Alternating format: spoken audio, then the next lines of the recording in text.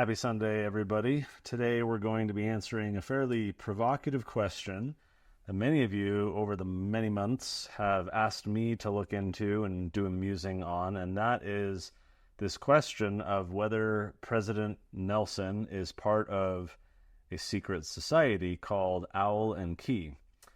Now, before we understand what Owl and Key is, we need to understand its predecessor, you might call it, the organization out of which Owl and Key grew, and that is an organization called Skull and Bones. So before we get to this question of President Nelson and his participation, and I went down some rabbit holes and I got some source documents and I got some stuff to share, first we have to understand Skull and Bones. You perhaps have heard about this before. It's been in the media here and there over the years. If you go down any kind of Alex Jones level rabbit holes, you surely have heard of Skull and Bones. This was a secret society created by the elites for the elites, and I should say for rising elites, to kind of build the bench, to create a pipeline of future elites. It was created in 1832 by Alphonso Taft. Now remember that name. It's going to become important and interesting in just a moment.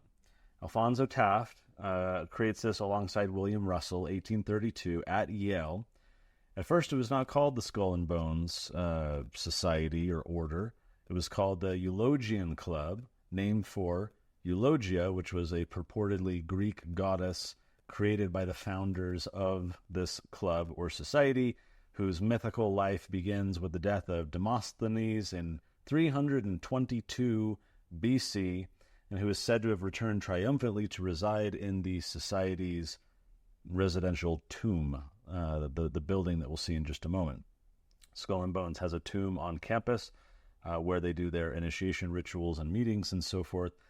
And so Taft and Russell, these guys creating Skull and Bones, draw their inspiration from the German secret societies called, let's see if I can not butcher this, Burschenschaften, which means fraternities. And so there were these kind of secret society fraternities existing in Germany. That's where they were inspired from. Allegedly, the Eulogia Club, as they first called it, was it was chapter number 322. And that's why they kind of, as their founding story, create this Greek goddess that begins with the death of Demosthenes in 322 BC.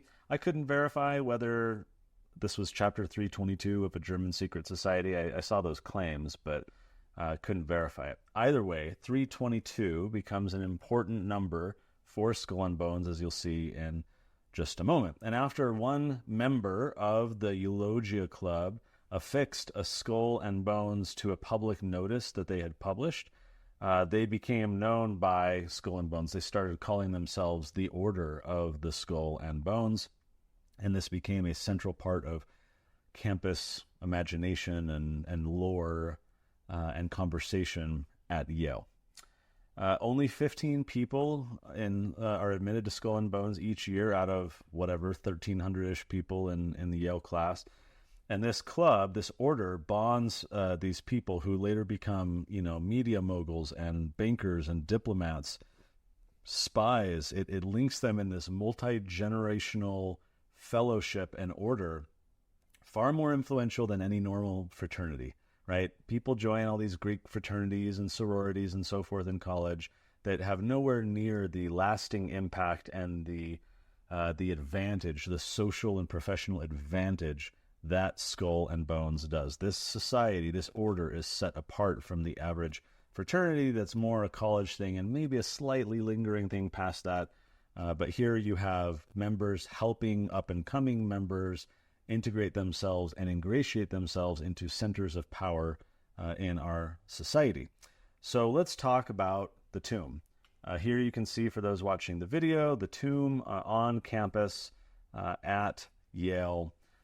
There it is widely reported and reputed that the initiates who join Skull and Bones first must enter into a coffin, lie there, and so-called die to the barbarian world, the world of savages, right? Everyone who isn't part of the Skull and Bones elect, in order to be reborn as a member of the order. And then there's skull kissing and throat slashing. There's this fixation on death that during the initiation, among other things, you're lying in this coffin and you're kind of seeing yourself as being reborn. All this takes place in the tomb, this property owned by the order on campus at Yale. Now, there was a reporter who was an undergrad at Yale, and he lived near the Skull and Bones tomb. This person was actually a classmate with George W. Bush, a fellow Yale alum, and as we'll talk about in a moment, relevant to this conversation. This reporter calls himself the Ahab of Skull and Bones, pursuing the white whale, or white male, Leviathan to the utmost depths. So back in 1977, this reporter published the first outsider's investigation into Skull and Bones, and he's written about it throughout his career, so that's why he says he's kind of the Ahab talking about this stuff. In late 2000, the year 2000, a kid at Yale approached this reporter with an audio recording that he had been able to make of an initiation ceremony. He had gotten close enough to the building without being detected so as to record the sounds coming from inside. And this is what the reporter said, quote, "My Yale source had found a previously unexploited perch from which to record the sounds of the ceremonies, but could glimpse them only incompletely. He reported a figure dressed like the devil, another one in a hooded skeleton costume, and others in robes." And so what you hear in this audio, they've got various things like the death mantra, where they say, the hangman equals death, the devil equals death, death equals death. And so they have these mantras, these rituals as part of the initiation. Again, very fixated on death, and beyond the obvious skull and crossbones insignia that is kind of their formal logo. The most persistent story from the initiations has been that the initiates who are trying to join, who are tapped, they call it, tapped to join Skull and Bones, they take turns lying in the coffin inside the tomb and telling their personal and sexual history to the 14 others to kind of bond them and be vulnerable and just be very transparent so that everyone knows one another's secrets. And that they can create that bond and that closeness.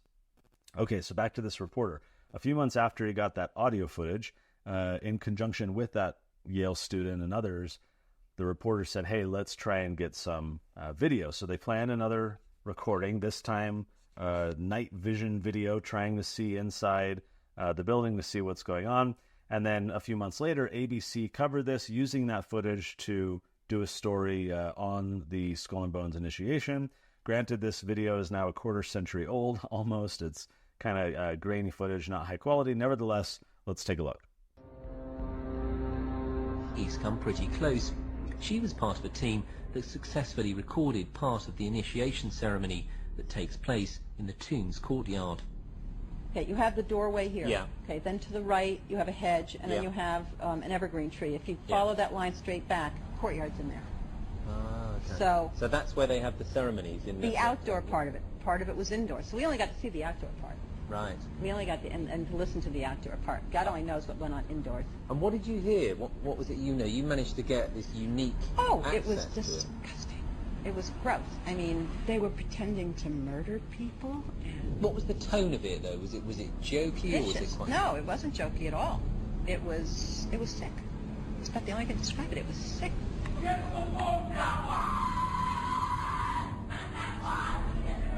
What you're hearing is the first recording ever made of the Skull and Bones initiation ceremony. It has never been broadcast before.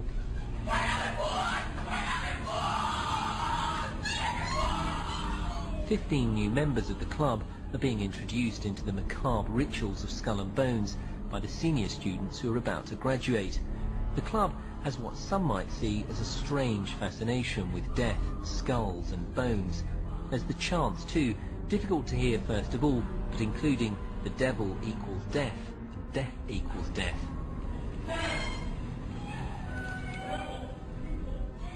Now, of course, the rituals, the initiation, is really less important than the relationships. Relationships over rituals, right? What's really happening here is the bonds of power and influence that develop between Skull and Bones members and these initiates after they graduate, linking them to all these other Skull and Bones members, fellow bonesmen as they're called, to help and support one another. So who are some famous participants so that we can see this in play? Well, Skull and Bones kept an annual membership that was publicly disclosed until 1971. So for decades and decades, they were revealing the names of the people who had been tapped as bonesmen. Remember Alfonso Taft, the founder of the Eulogia Club turned Skull and Bones? He became Attorney General and Secretary of War, very high positions, and he was himself the father of another bonesman, William Taft, who became the 27th President of the United States and later Chief Justice of the Supreme Court of the United States. When you look at the list, as you see here as I'm scrolling, it's a who's who of politicians and successful people. These are people who are in positions of power across all kinds of industries, especially government, and many recognizable names who arise from this class of initiates and bonesmen. Among the list, of course, we've got several Supreme Court justices, 3 presidents, a dozen senators, several secretaries of state, many literary luminaries like David McCullough, who writes some great biographies that I've read, William Buckley, the kind of founder of modern conservatism in a sense. So you've got a lot of well-known people who have found themselves into positions of power and influence who all came out of this core nucleus of bonesmen, helping one another, supporting one another. I can't help but be reminded by a little bit Helaman 6. Here's verses 21 and 22. But behold, Satan did stir up the hearts of the more part of the Nephites, insomuch that they did unite with those band of robbers, and did enter into their covenants and their oaths, that they would protect and preserve one another in whatsoever difficult circumstances they should be placed, that they should not suffer for their murders and their plunderings and their stealings. And it came to pass that they did have their signs, yea, their secret signs, their secret words, and this that they might distinguish a brother who had entered into the covenant, that whatsoever wickedness his brother should do, he should not be injured by his brother, nor by those who did belong to his band, who had taken this covenant. So, that's interesting. They protected and preserved one another in challenging circumstances. Those challenging circumstances could just be navigating life, employment, not having a lot of good job options. Hey, I'm going to protect and preserve you and hire you for this position and kind of, give you a leg up and help you on your trajectory towards power so that we can all, as bonesmen, kind of network and help support one another to obtain power. Secret signs, secret words. Why is that relevant? Here's why that's relevant and perhaps interesting. I mentioned there's 3 presidents who were bonesmen, but I only mentioned one of them, being William Taft, the son of the founder of Skull and Bones. The other 2 are George Bush Sr. and George W. Bush, his son. And this, to me, I've known about this for years, in large part because back in 2004, when Bush and Kerry were running, I came across some video that was circulating at the time. I'm about to play it again, very low quality, but it'll suffice for our purposes, in which Tim Russert, who's now since deceased, who ran Meet the Press, the Sunday morning political show for a long time, interviewed both presidential candidate John Kerry and presidential candidate seeking re-election, President George W. Bush, in which, to his credit, Russert is being an actual journalist, asking tough and uncomfortable questions in pursuit of truth, which you don't see much these days at all. And the footage is fascinating. Russert is challenging them to try and get them to answer about their participation in Skull and Bones. Let's take a look. You were both in Skull and Bones, the secret society. It's so secret we can't talk about it. What does that mean for America? The conspiracy theorists are going to go on. Sure they are. I don't know. I haven't seen the list. Number 322? First of all, he's not the nominee, and but look, I look Are forward. you prepared to lose? No, I'm not going to lose. You both were members of Skull and Bones, a secret society at Yale. What does that tell us? Not much, because it's a secret. Is there a secret handshake? Is there a secret code? I wish there were something secret I could manifest. 322, the secret number? There are all kinds of secrets, Tim, but one thing is not a secret. I disagree with this president's direction that he's taking the country. We can do a better job, and I intend to do it. All right, now, what are the chances that 2 people out of hundreds of millions of other Americans who end up as the nominees of their respective political parties, the two major political parties, what are the chances that 2 out of the many Americans who could vie for that position of power and that nomination, the 2 who end up in that position are both bonesmen? Like, what are the statistical odds? Leave aside the conspiracies, leave aside the suspicion. Like, the literal statistical odds of that are infinitesimally small, like crazy small. And for that to happen, when I saw that in 2004, I was like, wait a minute, what the heck is... I was reading the Book of Mormon a lot, and this is when I was kind of going through my own awakening, 2004 through 2006. And so I saw that video, and I just remember being very off-put by it, that these 2 individuals were both members of this secret society. They had a secret code, secret words, right? That the 2 leading candidates are both members, so they're protecting and preserving one another. These bonesmen, they're getting into positions of power that no matter who becomes president, the bonesmen have kind of a leg up and an ability to thrive and succeed. Skull and Bones, by the way, is not the only such organization at Yale. A few years after Skull and Bones was founded, another one was created called Scroll and Key in 1842. Also has 15 members. Also, they have their own tomb. There's another one that was created 4 decades later in 1884 called Wolf's Head. This was created ostensibly to counter the dominance of the Skull and Bones Society, so it was kind of a split off. Now, let's take an inch closer to the conversation about President Nelson and where this gets connected. Where it gets connected is that in 1909, the University of Utah, someone apparently, I wasn't able to fully confirm this. I saw a lot of people claiming this and some reason to believe it, but it seems that a former Yale undergrad and bonesman from Yale came to the University of Utah and started up a chapter. Now, a lot of people, in asking me to do this video and look into this, were focused on an organization called Owl and Key. But we can't look into Owl and Key without also at the very same time reviewing and looking into Skull and Bones. Why is that? It's because in 1909 at the University of Utah, 2 organizations launched. One was Owl and Key. This one was for the seniors. And another one was created for the juniors called Skull and Bones. And so whether you've got a direct kind of transmission and someone bringing over the secrets and the initiations and the promises that are made and all that kind of stuff to then directly create a copy at the University of Utah, or whether there's kind of a look-alike and a some kind of lateral whatever. Regardless of that, there is now as of 1909, there was a Skull and Bones chapter for the juniors, and then for the seniors, it was called Owl and Key. Here, for example, in the 1910 junior yearbook called the Utonian, the University of Utah yearbook, here's 1910, they're announcing this newly formed society, in which they say, you can't really see it too well, inside the graphic it says Skull and Bones, and then the paragraph reads, merely a bunch of juniors, principally men, which was organized towards the close of school, 1909, back in May. The purpose of the club is to advance the general interests of the school in general and the junior class in particular, to break up antagonism between fraternities and between frat men and those who do not belong to fraternities. The society is a secret one, and their ways are deep and mysterious. That's interesting. The members propose to establish such an organization in the class of 1911, next year, with the hopes that it may live in the junior class forevermore. That becomes relevant a little bit later.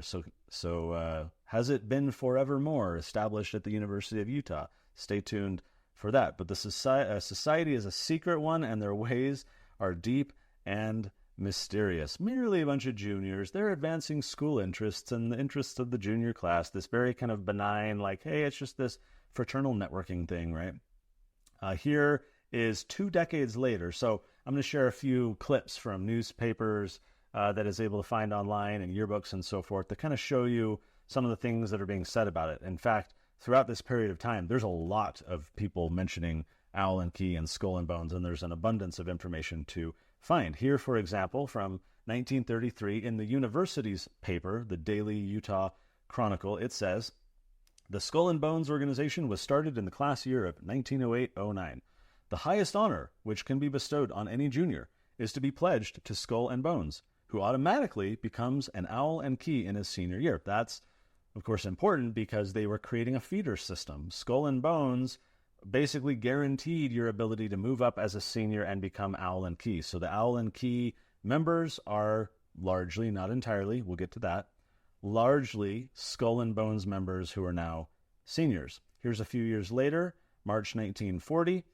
We've got a deadline set for Sky B, which is kind of another nickname for Skull and Bones applications. Deadline for applications for Skull and Bones honorary activity fraternity for junior men has been set for March 25th, when the active members of Owl and Key, parent organization composed of senior men, will meet to consider new members. Now, the Skull and Bones, they tap juniors in Yale. They tap people to come in. Here, it's almost like, not almost like, it actually is an open application process. Everything I found about Yale at Skull and Bones at Yale is that it's kind of this like direct tapping of people. Hey, we think you would be good. We think you're promising. Come over here, right? Not this open application, and then they're just like casually reading the applications and saying, oh, I like this guy or I like that guy. If you read further down in this article, it's talking about here's where to submit applications and here's the deadline and here's all this stuff, right? And so it's this open application process, making this version of Skull and Bones sound, in my estimation, at least for now, a little bit more benign than the one that we see at Yale. So this was the first thing as I was digging into this to be like, okay, these seem a little bit substantively different, at least procedurally different, in terms of having a more open application process and the fact that at least publicly the claims are being made that it's to advance the interests of the university and the junior class and this fraternal organization for men.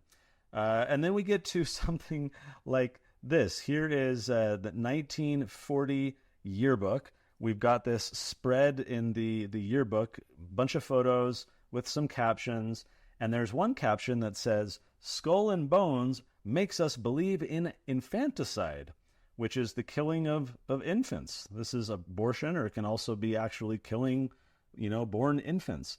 And the photo for which that serves as captions is this awkward, weird-looking photo where these guys are all dressed up mostly as women or nerds and weird-looking, kind of this early drag maybe kind of thing.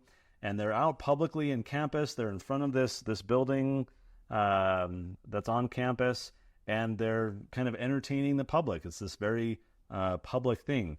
We'll talk about that and the initiation of the University of Utah Skull and Bones in just a moment. So that's from the 1940 yearbook, apparently dressed in a female and clownish garb. They are trying to make people believe in infanticide.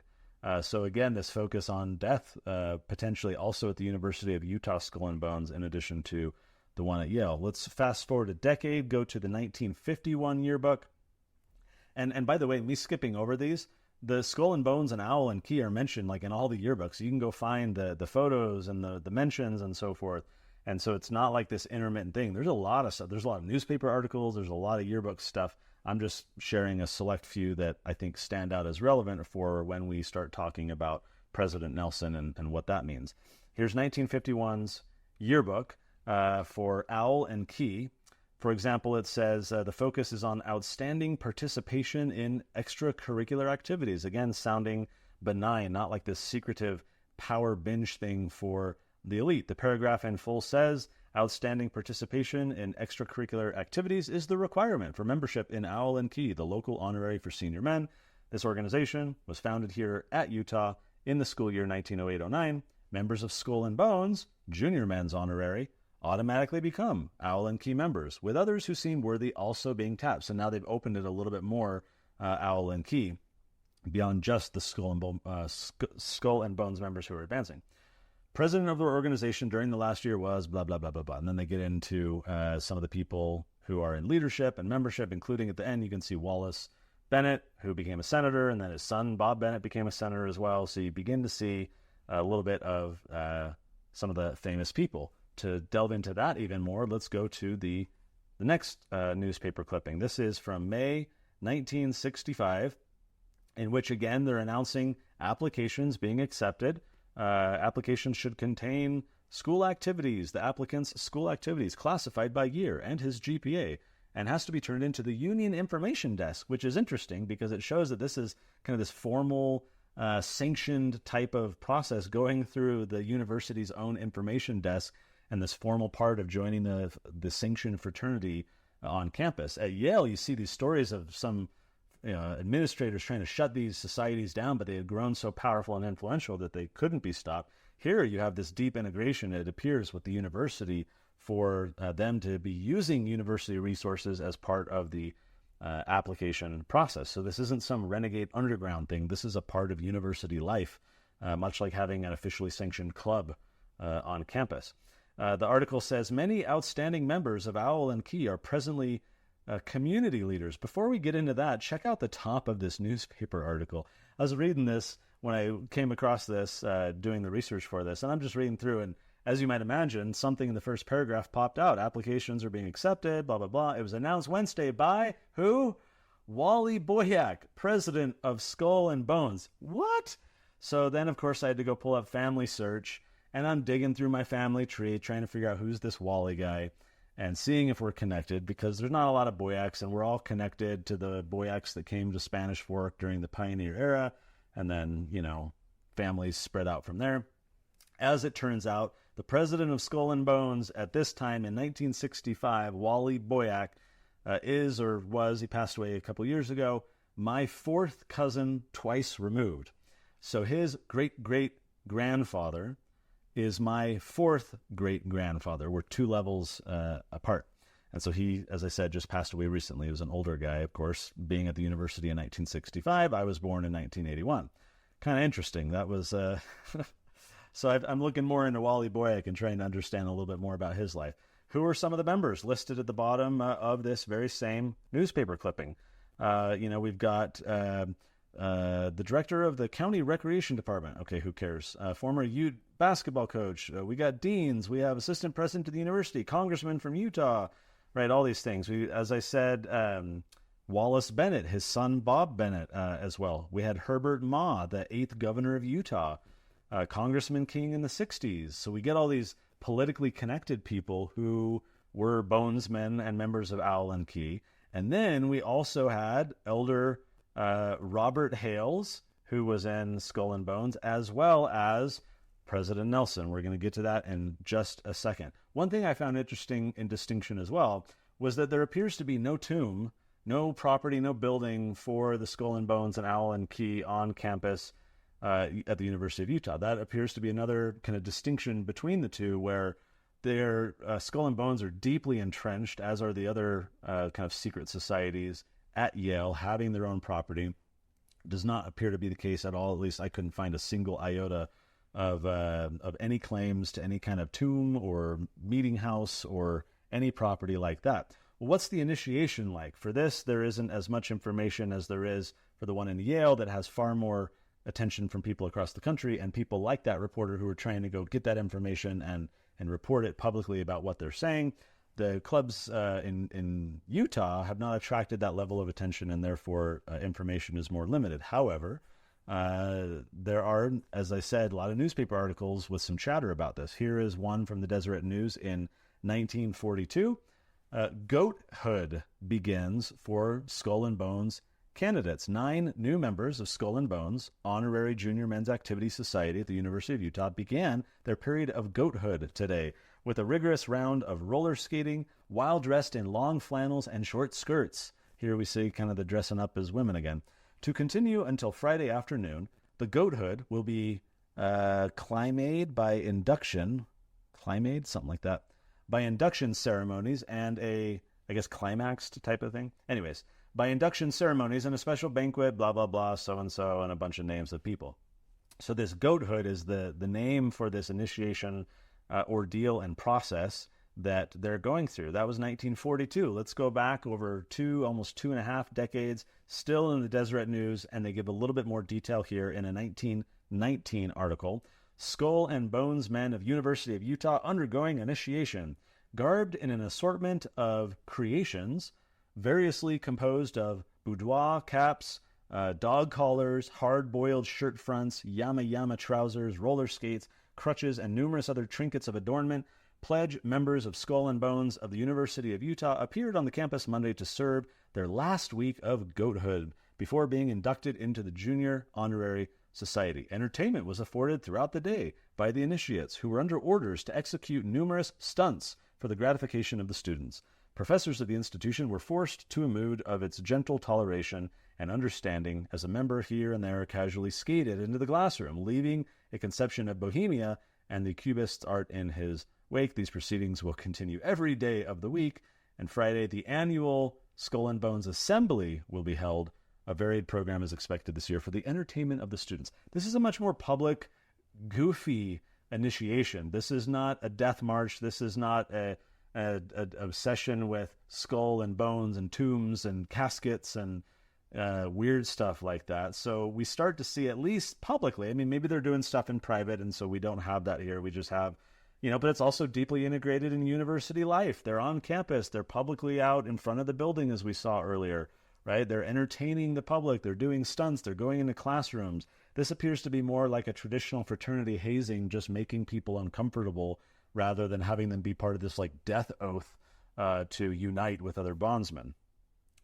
2 years later, 1921, Deseret News. This one says, the annual freak initiation of Skull and Bones has U campus in uproar. College wit and dramatic art found an opportunity for expression this morning at the University of Utah when the final public initiation of the Skull and Bones Pledges, an honorary organization of the junior class, was held. The quote-unquote goats, as those being initiated are known, appeared at the assembly variously attired in colored costumes consisting of silk hats, frock coats, and minor items, including wax mustaches and wigs. Several were thickly covered with burnt cork, while one made his debut in the role of a charming young woman. The shooting and stabbing of heroes and villains was intermingled with an exchange of college humor. This evening, the pledges will give a dancing party at the tennis club in honor of the members of the Owl and Key, the honorary organization of the senior class. Again, more evidence that this seems to be a little more benign and different than the imported version from Yale. I thought this was humorous. A decade later, 1933, Softies is the title of this brief article. Salt Lake City, 25 newly elected candidates to Skull and Bones and Owl and Key, honorary junior and senior organizations at the University of Utah, remained unidentified today, having declined to submit to any other form of hazing. The society's leaders declared if the candidates refused to conform to the rules, another group of students would be chosen for membership. So they're not really liking this hazing. Maybe it's that they don't want to dress up as women and be goofy on stage. Maybe it's that there's something else.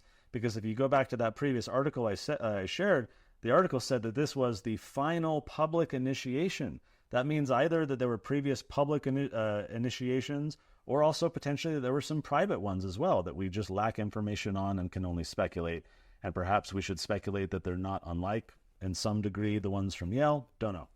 All right, final example, 1937, Deseret News. It's Goat Day at the U for 2 honor societies.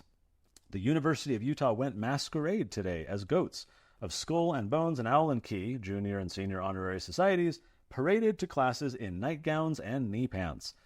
A few of the initiates are pictured above.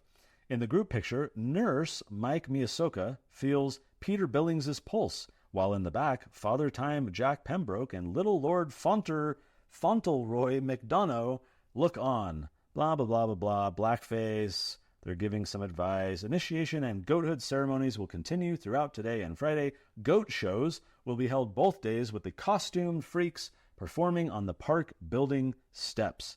Perry Burnham is directing the performance. Formal initiation ceremonies will be held Sunday at 5 p.m. in the Art Barn for the juniors, and seniors' initiation will be under the direction of this guy and will be followed by a dinner. Again, this sounds like you're joining some just benign fraternal society, like you're even joining the Masons, even though a lot of their stuff is secretive. Or, I remember being in Boy Scouts, there was the Order of the Arrow, and there was like this weird secretive thing, and they would go around whispering things in your ear that you were supposed to then repeat, and it was a little like off-putting and weird, but it wasn't a death cult, and it wasn't this like long-standing fraternal thing of protecting and preserving one another with secret words and oaths and so forth. Now, as I said, in 1971, Skull and Bones at Yale stopped publishing their membership records. Utah stopped around the same time as well, 1970. More recently, as we are about in a moment to get into the President Nelson stuff, I want to emphasize and stress that these clubs are, especially Skull and Bones, are still in existence at the University of Utah. So think back 1910. I shared the little announcement in the yearbook from the University of Utah saying that they're trying to implant this society in university life forevermore. And so here we are over a century later, they still exist.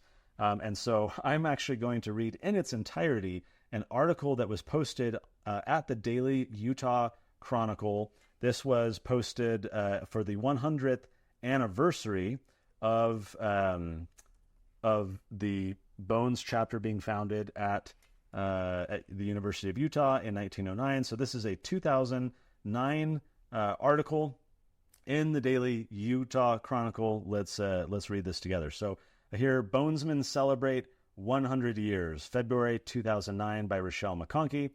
It says, "Secrets out. What began as a secret society at Yale University in 1832 is now celebrating its 100-year anniversary at the U. It is called the Skull and Bones Society. Since 1909, University of Utah Bonesmen have kept their organization under wraps, but in its centennial year, members hope to shed a little light on the organization, just not too much light.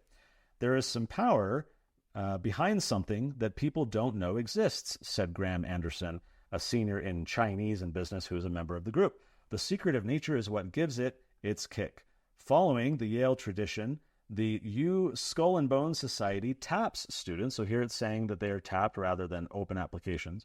"They tap students entering their senior year to join the group, which members describe as an honor society comprised of students who have been actively involved on campus and who are committed to furthering the U's success and notoriety. The U Society is not affiliated with the Yale Skull and Bones, and though there are some similarities between the groups, all groups are completely autonomous." All right, let's pause for just a moment.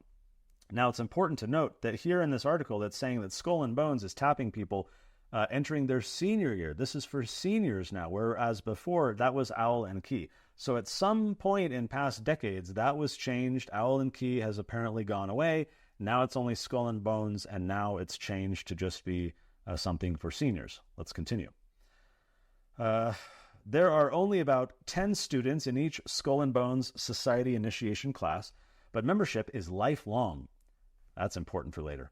Many members go on to be initiated into the Owl and Key Society prior to graduating, which is officially recognized by the U as an honor society. Okay, disregard what I said a moment ago. The U recognizes Owl and Key members at commencement, and though the members of the Skull and Bones Society are kept a secret, those listening carefully at graduation can detect the members of Skull and Bones. So this is interesting. Membership is lifelong.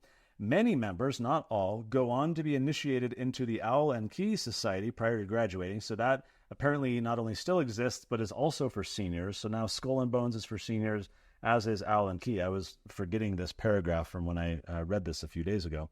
So that's kind of interesting. They both still exist, but they've lost the kind of junior-senior connection, it would appear. Let's continue. Until 1970, members of the Skull and Bones and Owl and Key Societies were printed in the U's yearbook, the Utonian, which stopped printing in 1972 except for a few flimsy editions. The Skull and Bones Society is not currently recognized by the U as an honor society, but members hope to restore the official honor society status soon. When the society was recognized, members had to maintain a 3.5 GPA and be actively involved in different campus groups. The standards today remain the same, Anderson said. So, Owl and Key remains recognized as an honor society for excellent students to be, recognized as and honored. But Skull and Bones has lost that privilege, apparently, and at some point changed to be just for seniors. Continuing. "They're the difference makers, people that get stuff done," Anderson said. "The group is not exclusively male, though presently there are not any female members." Anderson said this year some females declined membership because they didn't understand the group. During the 1920s and 30s, the U had a female honor society for seniors called the Order of the Acorn, similar to the Skull and Bones.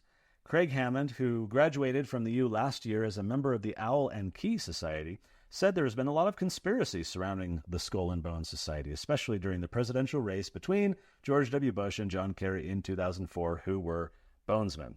"We really meet as a group of friends," Hammond said. "We go to dinner and talk, get to know each other, try to create a better bond of brotherhood."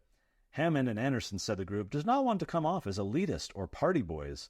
Our affiliation is one that doesn't revolve around us socializing as much as accomplishing the task at hand, Anderson said, which includes assisting and leading campus groups, networking, working with the Alumni Association, and supporting administrators. According to old Utonian files, a number of prominent leaders have come out of the U Skull and Bone Society or Owl and Key Society. These include Robert Hales in 1953, who's a member of the Quorum of the 12 Apostles for the Church of Jesus Christ of Latter-day Saints. Rocco Siciliano, 1944, attorney and civic leader. Arnold Farron, All-American basketball player. Jim Jardine in 1970, who's a member of the Utah State Board of Regents. And then Roger Boyer, who now serves on the University Board of Regents. When Boyer was a member of Skull and Bones, he said the group was an honor society based on scholarship and involvement, though they did not meet except for initiation and to take a group photo. It wasn't a secret group at all, Boyer said. Okay, that is interesting because at least publicly they're claiming here in the paper, not only, recognizing their affiliation with the university, or rather with the fraternity, they're also kind of downplaying it. They're saying it wasn't a secret group. We never even really met. We just had this initiation. We had a group photo. We had a dinner, and then that was it, even though membership is lifelong. So that's interesting.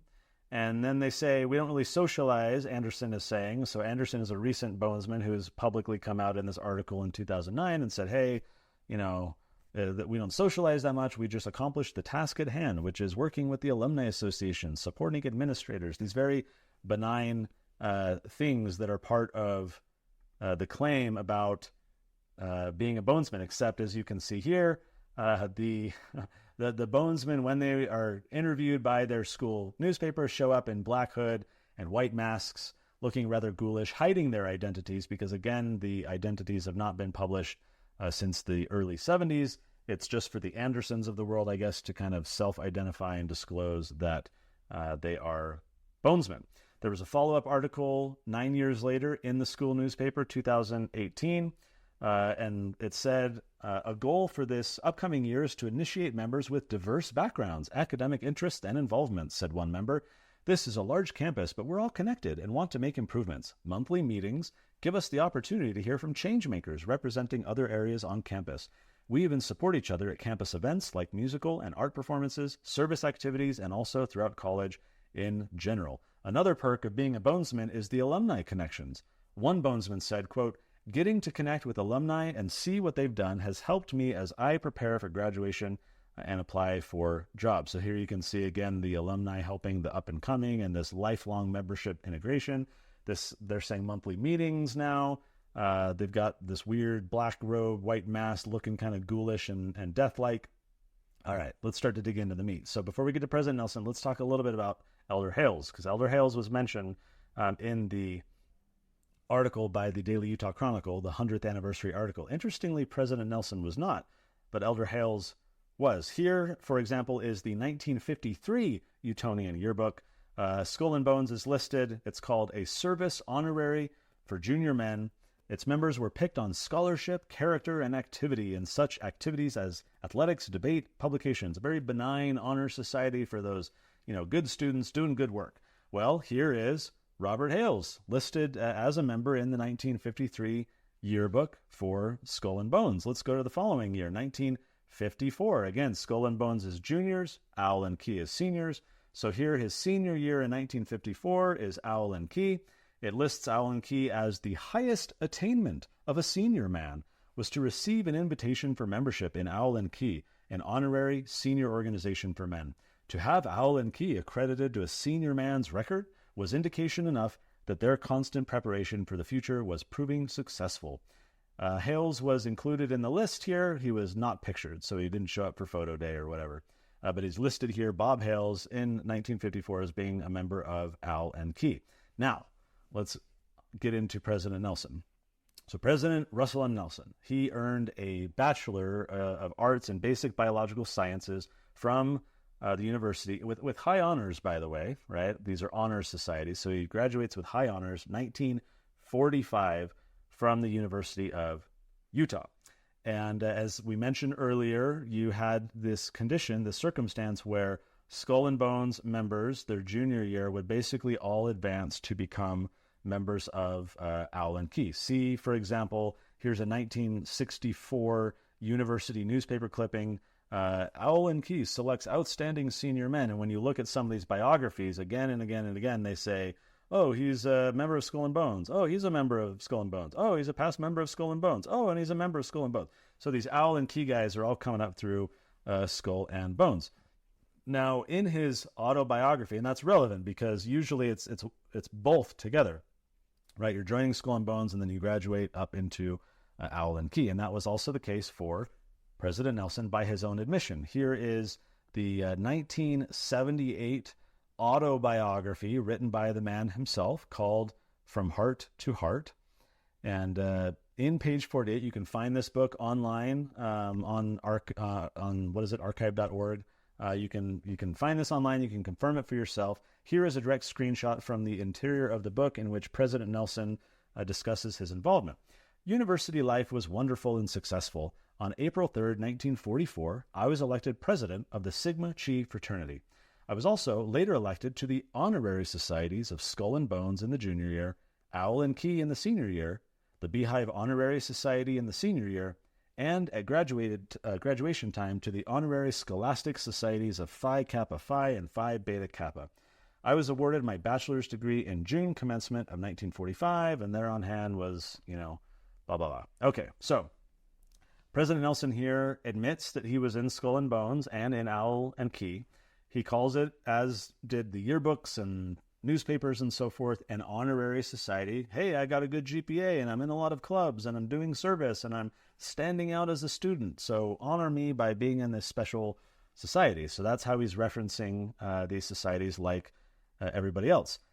And something a little weird. So Nelson was enrolled at the university in 1941. He's 16 years old, by the way. And this is also the year that he's also baptized. He was raised by inactive parents. They sent him to Sunday school. He decides to get baptized 16. He goes to the University of Utah. And when you go to his junior yearbook and we look at Skull and Bones, Nelson is not listed there. So here, for example, this is in his junior yearbook. And he says in his autobiography, hey, I was recruited for Skull and Bones, or the specific word that he used was, I was elected to Skull and Bones in the junior year. But here's his junior textbook, and it only lists 5 people. So my thesis and hunch here is that this is an incomplete listing for whatever reason, intentionally or unintentionally, because typically these societies at the U had fluctuating between like 7 to 10, upwards to 15 and even 20 members. Think again of Owl and Key especially. It was all the bonesmen moving up, but then they opened it as well to accommodate adding some additional people. So Owl and Key had more. Skull and Bones only having 5 people, that just seems a little low. So I don't know for what reason his name was excluded, but he says, hey, I was part of Skull and Bones. Then we go to his senior year where bonesmen automatically get upgraded to become part of Owl and Key. And here is from his senior yearbook, Owl and Key, in the yearbook in which Russell Nelson is shown here as a member of Owl and Key. He listed a few in his autobiography, but he was actually a member of more societies. So during his junior and senior year, Nelson is involved with the Interfraternity Council, Sigma Chi, Tau Kappa Alpha, which was a national debate fraternity. He was part of like a debate club, Associated Men's Students, Phi Eta Sigma, which was a national scholastic. Oddly, it was for freshmen, but then as a junior, he's apparently an officer in it. I couldn't figure that one out, but that's a 5th. Intercollegiate Knights, which is a national organization promoting service and school spirit. Kappa Gamma Psi, which is a national music fraternity. Beehive Honorary Society, Phi Kappa Phi, Phi Beta Kappa. So junior, senior year, including graduation, when he graduates with high honors, he's in 10 of these different societies. So from my vantage point, President Nelson is one of these students. He's wanting to go to medical school. He's wanting to excel. And he's joining all these things, thinking that it's a resume booster, thinking that that's how he can shine and excel and get a good job, get accepted to the school that he wants. And so you might say that his desire to get involved with honorary societies at Skull and Bones and then Owl and Key was just for these very reasonable purposes of why a lot of people join clubs and as resume builders and networking opportunities and so forth. So especially if everyone is broadcasting Skull and Bones and Owl and Key as honorary societies, as these very benign things. Oh, you might have to dress up as a woman and do a goofy skit on stage, and then we'll have a dinner, and then that'll be it. And you're a lifelong member of this organization, right? Like that's like ultimately not that big of a deal to just get through some initial awkwardness and then some potential benefits of networking and so forth. So again, we don't really see, other than that weird infanticide thing, like we're just not seeing a lot of evidence. That's not to say it doesn't happen or didn't happen in the past where there was more kind of death, culty, ritualistic, secret combination type of stuff. It's just not really evident from the public record, of which there are lots of public statements and things being made. However, if we go back a few pages in President Nelson's autobiography, going from page 48 to 44, President Nelson says and writes the following: "In retrospect, I have somewhat ambivalent feelings about fraternity life. There were some things that weren't ideal, yet many things that were very pleasant." So let's be precise with our words. He says, I have somewhat ambivalent feelings. Ambivalent means having feelings both for and against a certain action. Okay? So he's ambivalent about it. And then he goes on to say there were some things that weren't ideal, yet some things that were very pleasant.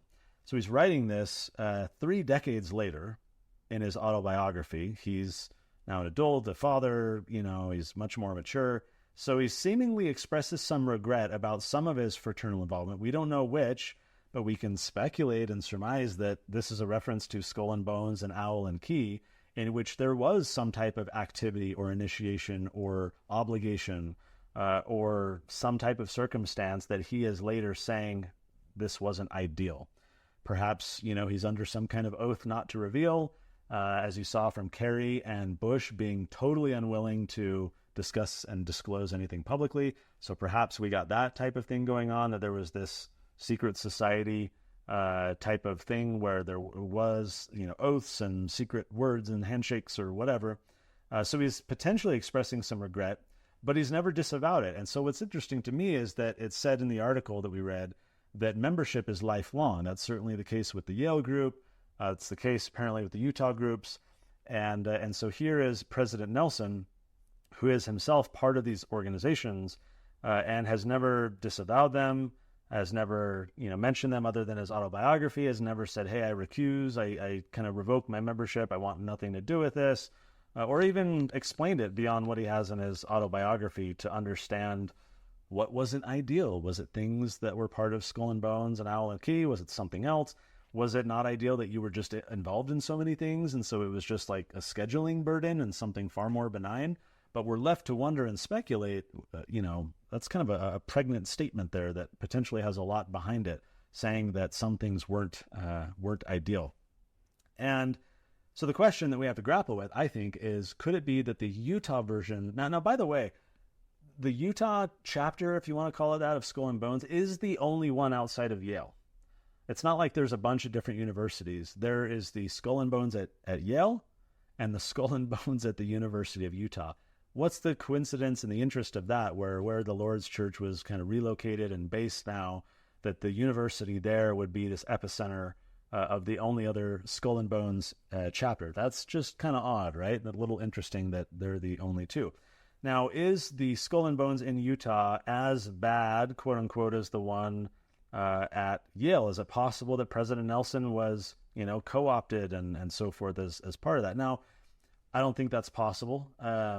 Or I don't think it's the case. I think it's possible. I mean, when you study, especially the Yale one, and see what's going on, and then see all the by your fruits you shall know them, and you see all of this stuff happening, you have to pause and wonder what's going on.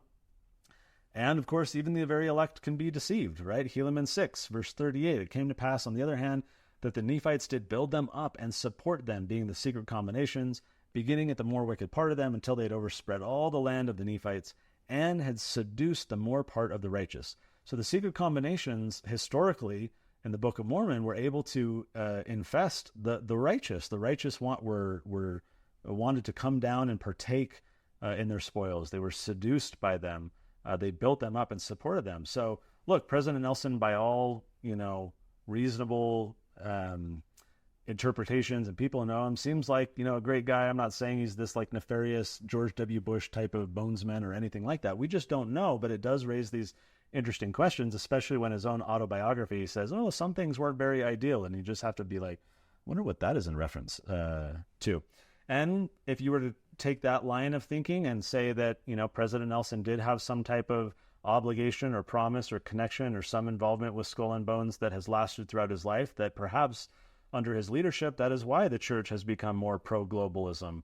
A lot of these people are all connected to the World Economic Forum and the Trilateral Commission and the Bilderbergs, and all these globalists are deeply integrated with the kind of bonesman type of individuals. So if the church is shifting towards globalism, putting people like Sharon Eubank and Aaron Sherinian in positions of power, pushing safe and effective jabs to boost, big pharma, and claiming that it's a godsend, right, to get people to do it, encouraging us to be good global citizens. There have been so many members of the church who have been very befuddled by this shift in the past few years. I'm not saying it is. I'm not saying this is even my opinion. I'm just kind of exploring the options and saying, well, if one concludes that President Nelson continues to be a lifelong member of Skull and Bones from Utah, and that the Utah version does have some of these more nefarious aspects as the one at Yale, maybe that's an argument as to why, the church is making these changes that it has. Now, let's take that one step further. You could say, and many people say, like, there's no coincidences, right? There's only patterns. And so I think of D&C 52, verse 14. And again, I will give unto you a pattern in all things, that ye may not be deceived. For Satan is abroad in the land, and he goeth forth deceiving the nations. So how's this for a coincidence? President Nelson's daughter was sued back in 2018, alleging involvement in like a child sex abuse ring with her and her husband back in the 80s. And the case ended up being dismissed. It exceeded the statute of limitations. It had been too long since the alleged crime took place. Here's a screenshot from Fox 13 covering this story about the case being dismissed. And so let's read just a brief portion. A federal lawsuit alleging sexual abuse involving relatives of the president of the Church of Jesus Christ of Latter-day Saints has been dismissed. Court records show U.S. District Judge Jill Parrish agreed to dismiss the lawsuit this week at the request of lawyers for both the 6 unnamed plaintiffs and Brenda and Richard Miles, the daughter and son-in-law of Latter-day Saint leader Russell M. Nelson. Let's go to the next paragraph. Here's a quote. The Miles are grateful for our judicial process that resulted in the dismissal of this case, which should never have been brought in the first place. James Jardine, the Miles' attorney, told Fox 13 on Friday. Okay, hang up. That caught my attention when I was looking into this. Why? Because President Nelson was a member of Skull and Bones by his own admission, lifelong membership, so presumably, ostensibly, still a member of Skull and Bones. His daughter is being sued for this alleged crime. And who's the attorney? Why does that name stand out? Because if you go back to that 100th anniversary article for the Daily Utah Chronicle talking about Skull and Bones and go down to the bottom where they list a whole bunch of prominent members of the church, they include Jim Jardine in 1970. Here is Jim Jardine from the yearbook that year, shortly before it stopped being published. Skull and Bones, a highly selective society, it says.